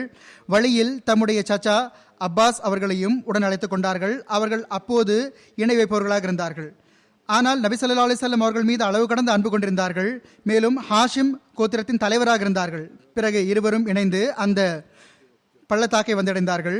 இப்பொழுது அதிக நேரம் ஆகியிருக்கவில்லை. அன்சார்களில் ஒருவராக இருவராக அந்த இடத்திற்கு வந்து சேர்ந்து விட்டார்கள். இவர்கள் 70 பேராக இருந்தார்கள். அவுஸ் மற்றும் ஹஸ்ரஜ் 2 கோத்திரத்தோடு தொடர்புடையவர்களாக இருந்தார்கள். எல்லாரிலும் முதலாவதாக அப்பாஸ் அவர்கள் உரையாடலை ஆரம்பித்தார்கள். கூறினார்கள், ஹஸ்ரஜின் கூட்டத்தினரே, முஹம்மது ஸல்லல்லாஹு அலைஹி வஸல்லம் அவர்கள் எங்கள் குடும்பத்தில் மிகவும் கண்ணியத்திற்குரியவர் மற்றும் அன்பிற்குரியவர் ஆவார். மேலும் அந்த குடும்பம் இன்று வரை அவரை பாதுகாப்பதற்கான பொறுப்பை ஏற்றுக்கொண்டிருக்கின்றது. மேலும் எல்லா அபாயமான தருணத்திலும் அவருக்காக தைரியமாக நின்றிருக்கிறது. ஆனால் இப்பொழுது முஹம்மது ஸல்லல்லாஹு அலைஹி வஸல்லம் அவர்கள் தன்னுடைய நாட்டை விட்டு உங்களிடம் வருவதற்கு எண்ணம் கொண்டிருக்கின்றார்கள். எனவே நீங்கள் அவர்களை உங்களுடன் அழைத்துச் செல்ல விரும்பினால் நீங்கள் அவரை எல்லா வகையிலும் பாதுகாக்க வேண்டும். மேலும் எதிரிகளுக்கு எதிராக தைரியமாக நிற்க வேண்டும். நீங்கள் இதற்காக ஆயத்தமாக இருக்கின்றீர்கள் என்றால் சிறந்தது. இல்லை என்றால் இப்பொழுதே தெளிவாக மறுத்துவிடுங்கள். தெளிவான விஷயம் நன்றாகும். அன்சார்களின் கோத்திரத்தில் வயது முதிர்ந்த மற்றும் தாக்கம் கொண்ட ஒரு பெரியவர் பரா பின் மாரூர் அவர்கள் கூறினார்கள், அப்பாஸே, நாங்கள் உங்களுடைய விஷயத்தை ஏற்றுக்கொண்டோம். ஆனால் நபிகள் நாயகம் ஸல்லல்லாஹு அலைஹி வஸல்லம் அவர்கள் சுயமாக தம்முடைய அருளுக்குரிய நாவினால் எங்களிடம் பேச வேண்டும் என்று நாங்கள் விரும்புகின்றோம். எங்கள் மீது என்ன பொறுப்பு விளைவிருக்கின்றதோ அதை பற்றி எங்களுக்கு கூற வேண்டும் என்று நாங்கள் விரும்புகின்றோம். இதை கேட்டு ஹஜ்ரத் நபிகள் நாயகம் ஸல்லல்லாஹு அலைஹி வஸல்லம் அவர்கள் திருக்குர்ஆனின் சில வசனங்களை ஓதினார்கள். பிறகு சுருக்கமாக ஒரு சொற்பொழிவு நிகழ்த்தினார்கள். அதில் இஸ்லாத்தினுடைய போதனை எடுத்துரைத்தார்கள். பிறகு அல்லாஹ்விற்கான உரிமையை செலுத்துவது, அடியார்களுக்கான உரிமையை செலுத்துவதை பற்றி விளக்கமாக கூறியவாறு, நான் உங்களிடம் என்ன விரும்புகிறேன் என்றால், எவ்வாறு நீங்கள் உங்களுடைய அன்பர்கள், உறவினர்கள் ஆகியோரை பாதுகாக்கின்றீர்களோ அதே போன்று தேவை ஏற்படும் போது என்னோடு நடந்து கொள்ள வேண்டும் என்றே விரும்புகின்றேன். அவர்கள் இந்த சொற்பொழிவை நிகழ்த்தி முடித்த பிறகு பரா பின் மாரூர் அரபுனுடைய வழக்கத்திற்கு ஏற்ப ஹதரத் நபிகள் நாயகம் ஸல்லல்லாஹு அலைஹி வஸல்லம் அவர்களுடைய கைகளை தம்முடைய கைகளில் பெற்று கூறினார்கள், அல்லாஹ்வின் தூதர் அவர்களே, எந்த இறைவன் உங்களை உண்மையோடு அனுப்பியிருக்கின்றானோ அந்த இறைவன் மீது ஆணையிட்டு கூறுகின்றோம், நாங்கள் எங்களுடைய வாழ்வுகளை உங்களுக்காக அதே போன்று அர்ப்பணித்து விடுவோம். அவர்களில் கூறக்கூடிய ஒரு நபர் இவ்வாறு கூறிய போது, அதாவது, நீங்கள் வெற்றி பெற்ற பிறகு நாங்கள் உங்களை பாதுகாப்போம் என்று வாக்குறுதி அளிக்கின்றோம்.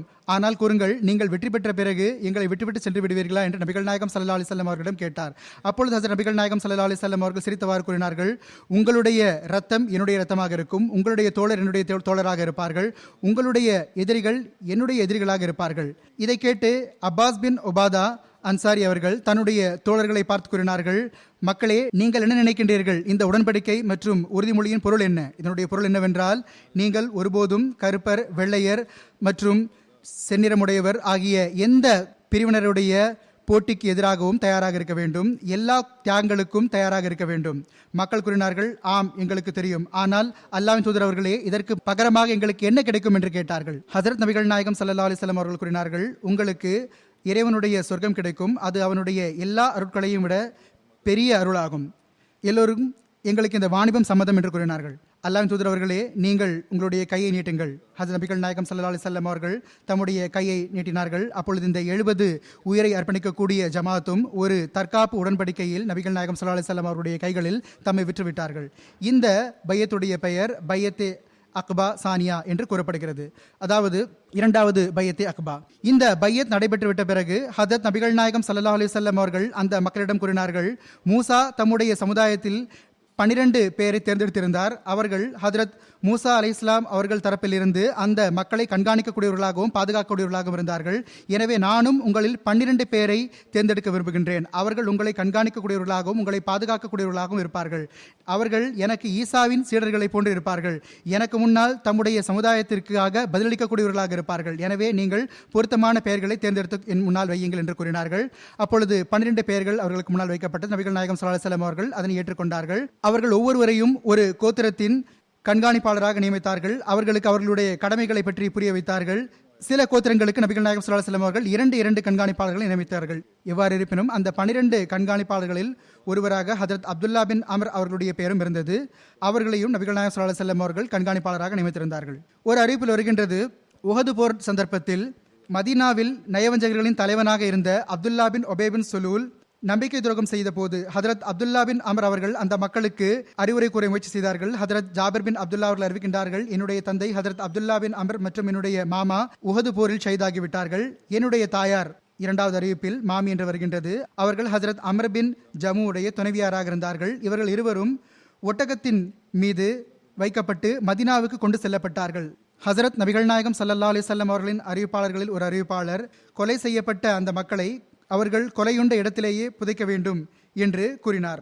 இதை கேட்ட அந்த இருவருடைய சடலமும் திரும்ப கொண்டு வரப்பட்டது. மேலும் அவர்கள் சண்டையிட்ட இடத்தில் அவர்கள் புதைக்கப்பட்டார்கள். ஒரு அறிவிப்பில் வருகின்றது, ஹதரத் அனஸ் பின் மாலிக் ரலியல்லாஹு அன்ஹு அறிவிக்கின்றார்கள், உஹது போர் சந்தர்ப்பத்தில் மதீனா வாசிகள் மத்தியில் ஹதரத் நபிகள் நாயகம் ஸல்லல்லாஹு அலைஹி வஸல்லம் அவர்கள் ஷஹீதாகி விட்டதாக ஒரு செய்தி பரவிவிட்டது.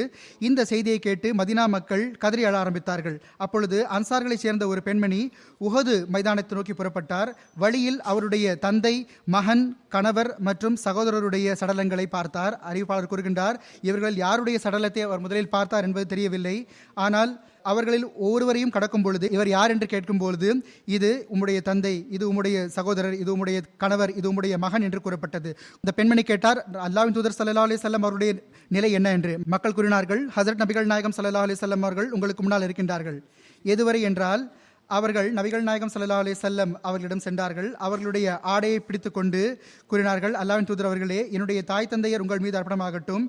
நீங்கள் நல்ல ஆரோக்கியமாக இருக்கிறீர்கள் என்று சொன்னால் எனக்கு யாருடைய மரணத்தையும் பற்றி கவலை இல்லை. ஹதரத் 4வது கலிஃபத்துல் மஸீஹ் ரலியல்லாஹு அன்ஹு அவர்கள் ஹிலாஃபத்திற்கு 2-3 வருடங்களுக்கு முன்னால் ஜலசா சால்னாவில் சொற்பொழிவாற்றிக் கொண்டிருந்த போது ஹதரத் நபிகள் நாயகம் ஸல்லல்லாஹு அலைஹி வஸல்லம் அவர்களின் வாழ்க்கை வரலாறு, போர்கள் பற்றி குறிப்பிட்டிருந்தார்கள். அங்கு அவர்கள் ஹதரத் அப்துல்லா பின் அமர் அவர்கள் தொடர்பாக எடுத்து கூறிய அந்த விஷயத்தையும் நான் இங்கு வாசித்து காட்டுகின்றேன். ஹதரத் அப்துல்லா பின் அமர் அவர்களுடைய சகோதரி, அதாவது ஹதரத் அமர் பின் ஜமு அவர்களுடைய துணைவியார், தம்முடைய சகோதரரை போன்று நபிகள் நாயகம் ஸல்லல்லாஹு அலைஹி வஸல்லம் அவர்கள் மீது அளப்பரிய அன்பு கொண்டிருந்தார். தம்முடைய கணவர் அந்த போரில் ஷஹீதாகிவிட்டார், சகோதரர் அந்த போரில் ஷஹீதாகிவிட்டார், மகன் அந்த போரில் ஷஹீதாகிவிட்டார். ஆனால் ஹஜ்ரத் நபிகள் நாயகம் ஸல்லல்லாஹு அலைஹி வஸல்லம் அவர்கள் பாதுகாப்பாக இருக்கக்கூடிய அந்த மகிழ்ச்சி இந்த அனைத்து சோகங்கள் மீதும் மேலோங்கிவிட்டது. ஹஜ்ரத் ஆயிஷா சித்திகா ரலியல்லாஹு அன்ஹா அவர்கள் அறிவிக்கின்றார்கள், நான் போர்க்களத்தை நோக்கி நிலைமைகளை தெரிந்து கொண்டு வருவதற்காக சென்றிருந்தேன். வழியில் எனக்கு அமர் பின் ஜமுவுடைய மனைவி ஹிந்த் ஒரு ஒட்டகத்தின் கடிவாளத்தை பிடித்தவாறு மதீனாவை நோக்கி செல்ல கிடைத்தார். நான் அவர்களிடம் கேட்டேன், மைதானத்தின் செய்தி என்ன என்று. அவர் கூறினார், எல்லாம் நன்றாக இருக்கின்றது, அல்ஹம்துலில்லாஹ். ஹஜ்ரத் நபிகள் நாயகம் ஸல்லல்லாஹு அலைஹி வஸல்லம் அவர்கள் நன்றாக இருக்கின்றார்கள். இந்த சமயத்தில் என்னுடைய பார்வை அந்த ஒட்டகத்தின் மீது ஏதோ போடப்பட்டிருப்பது மீது விழுந்தது. நான் கேட்டேன், இந்த ஒட்டகத்தின் மீது என்ன சுமத்தப்பட்டிருக்கிறது என்று. அவர் கூறினார், என்னுடைய கணவர் அமர் பின் ஜமுவுடைய சடலம், என்னுடைய சகோதரர் அப்துல்லா பின் அமருடைய சடலம், என்னுடைய மகன் ஹல்லாதுடைய சடலம். இதை கூறிவிட்டு அவர் மதீனாவை நோக்கி சென்று விட்டார். ஆனால் ஒட்டகம் அமர்ந்து விட்டது. அது எவ்வாறும் எழவே இல்லை. கடைசியில் அது எழுந்தபோது மதீனாவை நோக்கி செல்ல மறுத்துவிட்டது. அப்பொழுது அந்த பெண்மணி அதனுடைய கடிவாளத்தை உஹது மைதானத்தை நோக்கி திருப்பிவிட்டார். அது மிகவும் மகிழ்ச்சியோடு செல்ல ஆரம்பித்து விட்டது. ஒருபுறம் எழுதுகின்றார்கள், ஒருபுறம் அந்த பெண்மணிக்கு நபிகள் நாயகம் ஸல்லல்லாஹு அலைஹி வஸல்லம் அவர்கள் மீது இருந்த அளப்பரிய அன்பு பற்றி கூறப்படுகின்றது. மறுபுறம் ஹதரத் நபிகள் நாயகம் ஸல்லல்லாஹு அலைஹி வஸல்லம் அவர்கள் சஹாபாக்களிடம் கூறுகின்றார்கள், செல்லுங்கள், அமர் பின் ஜமு மற்றும் அப்துல்லா பின் அமருடைய சடலங்களை தேடி எடுத்து வாருங்கள். அவற்றை ஒன்றாக புதைக்க வேண்டும். ஏனென்றால் அவர்கள் இந்த உலகில் ஒருவர் மற்றவரோடு மிகவும் அதிகமாக அளப்பரிய அன்பு கொண்டிருந்தார்கள். ஹதரத் நபிகள் நாயகம் ஸல்லல்லாஹு அலைஹி வஸல்லம் அவர்களுக்கு அந்த இருவர் மீது மிகவும் அதிகமாக அக்கறை இருந்தது. ஒரு அறிவிப்பில் வருகின்றது, ஹதரத் அப்துல்லா பின் அமர் உஹது போருக்காக புறப்பட எண்ணம் கொண்ட போது தம்முடைய மகன் ஹதரத் ஜாபிரை அழைத்தார்கள். அவரிடம் கூறினார்கள், எனது மகனே, நான் பார்க்கின்றேன் உஹது போரில் நானே முதலில் ஷஹீதாவேன். அல்லாஹ்வின் மீது ஆணையாக நான் நபிகள் நாயகம் ஸல்லல்லாஹு அலைஹி வஸல்லம் அவர்களை தவிர எனக்கு பின்னால் உன்னை மட்டும்தான் விட்டு செல்கின்றேன். நீ எனக்கு மிகவும் அன்பிற்குரியவனாவாய். எனது பொறுப்பில் சில கடன்கள் இருக்கின்றன. என்னுடைய அந்த கடன்களை நீ செலுத்திவிடு. நான் உனக்கு உன்னுடைய சகோதரிகளுடன் நல்ல முறையில் நடந்து கொள்ளுமாறும் வலியுறுத்தி கூறுகின்றேன். ஹதரத் ஜாபிர் அவர்கள் அறிவிக்கின்றார்கள், அடுத்த நாள் காலை என்னுடைய தந்தையார் எல்லாருக்கும் முதலாவதாக ஷஹீதாகிவிட்டார்கள். மேலும் எதிரிகள் அவர்களுடைய மூக்கையும் காதுகளையும் வெட்டி எடுத்து விட்டார்கள். ஹசரத் ஜாபிர் பின் அப்துல்லா அவர்கள் அறிவிக்கின்றார்கள், நபிகள் நாயகம் ஸல்லல்லாஹு அலைஹி வஸல்லம் அவர்கள் உஹது போரில் ஷஹீதானவர்களை புதைப்பதற்காக வந்தபோது அவர்கள் கூறினார்கள், இந்த காயமடைந்தவர்களை இதிலேயே கஃன் கொடுத்து விடுங்கள். ஏனெனில் நான் இவர்களுக்கு சாட்சியாளனாக இருக்கின்றேன். இவர்களில் காயமடைந்த எந்த ஒரு முஸ்லிமும் அவர் கியாமத் நாள் அன்று அந்த ரத்தம் சொட்ட சொட்ட, மேலும் அது மஞ்சள் நிறமாக இருக்க, அது கஸ்தூரியை போன்று மணக்கக்கூடிய நிலையில் அல்லாமல் வரமாட்டார். அதாவது அல்லாஹ்விற்கு முன்னிலையில் இவர்கள் மிகவும் பிடித்தமான மக்களாக இருப்பார்கள். இவர்களை குளிப்பாட்ட வேண்டிய அவசியமில்லை, இவர்களுக்கு கஃன் பொறிக்க வேண்டிய அவசியமில்லை. இவர்களுடைய ஆடையே இவர்களுடைய கஃன் ஆகும். ஹதரத் ஜாபிர் அவர்கள் கூறுகின்றார்கள், என்னுடைய தந்தைக்கு ஒரு போர்வையில் கஃன் கொடுக்கப்பட்டது. ஹதரத் நபிகள் நாயகம் ஸல்லல்லாஹு அலைஹி வஸல்லம் அவர்கள் கூறினார்கள், இவர்களில் அதிகமாக திருக்குரான் ஓதத் தெரிந்தவர் யார் என்று கேட்டார்கள். அதாவது இந்த ஷஹீதுகளை புதைக்கும் பொழுது ஹதரத் நபிகள் நாயகம் ஸல்லல்லாஹு அலைஹி வஸல்லம் அவர்கள் கேட்கின்றார்கள், இவர்களில் அதிகமாக திருக்குரான் ஓதத் தெரிந்தவர்கள் யார் என்று. அப்பொழுது ஒருவர் புறம் சைகை செய்யப்படும் பொழுது நபிகள் நாயகம் ஸல்லல்லாஹு அலைஹி வஸல்லம் அவர்கள் கூறுவார்கள், இவர்களின் தோழர்களில் முதலாவதாக இவரை கபரில் இறக்குங்கள். அதாவது யார் அதிகமாக திருக்குரான் ஓத தெரிந்திருந்தார்களோ அவரை முதலில் புதைத்து வந்தார்கள். இவ்வாறு அவரை முதலில் புதைத்து வந்தார்கள். மக்கள் கூறினார்கள், அப்துல்லா பின் அமர் உஹது நாளில் எல்லோருக்கும் முதலில் ஷஹீதானார்கள். இது அந்த தருணத்தில் மக்களின் மத்தியில் பேசப்பட்டு வந்தது. எல்லோருக்கும் முதலாவதாக ஹஜரத் அப்துல்லா பின் அமர் அவர்கள் ஷஹீதானார்கள். சஃபியான் பின் அப்தே ஷம்ஸ் என்பவன் அவர்களை ஷஹீதாக்கிவிட்டான். ஆக ஹஜரத் நபிகள் நாயகம் ஸல்லல்லாஹு அலைஹி வஸல்லம் அவர்கள் தோல்விக்கு முன்னாலேயே இவர்களுடைய ஜனாசாவை தொலை வைத்து விட்டார்கள். இரண்டாவது முறையாக தாக்குதல் ஏற்பட்டதே அதற்கு முன்னாலேயே இவர்களுடைய ஜனாசா தொலை வைக்கப்பட்டு விட்டது. மேலும் கூறினார்கள், அப்துல்லா பின் அமர் மற்றும் அமர் பின் ஜமு ஆகிய இருவரையும் ஒரே கபரில் நீங்கள் புதைத்து விடுங்கள். ஏனெனில் இவர்களுக்கு மத்தியில் களப்பற்ற தன்மை மற்றும் அன்பு இருந்தது. மேலும் ஹஜரத் நபிகள் நாயகம் ஸல்லல்லாஹு அலைஹி வஸல்லம் அவர்கள் கூறினார்கள், உலகத்தில் இவர்கள் இருவரும் பரஸ்பரம் அன்பு கொண்டிருந்தார்கள். ஒரே கபரில் இவர்களை புதைத்து விடுங்கள். அறிவிப்பாளர் கூறுகின்றார், ஹஜரத் அப்துல்லா பின் அமர் செந்நிறமுடையவர்களாக இருந்தார்கள். அவர்களுடைய தலையின் முன்பகுதியில் முடி இல்லாமல் இருந்தது, அதிக உயரமாக இருக்கவில்லை. ஆனால் ஹஜரத் அமர் பின் ஜமு அவர்கள் மிகவும் உயரமாக இருந்தார்கள். எனவே இருவரும் எளிதாக அடையாளம் காணப்பட்டார்கள். இருவரும் ஒரே கபரில் புதைக்கப்பட்டார்கள். பாக்கி இன்ஷா அல்லாஹ் தாலா வருங்காலத்தில் எடுத்து கூறுவேன்.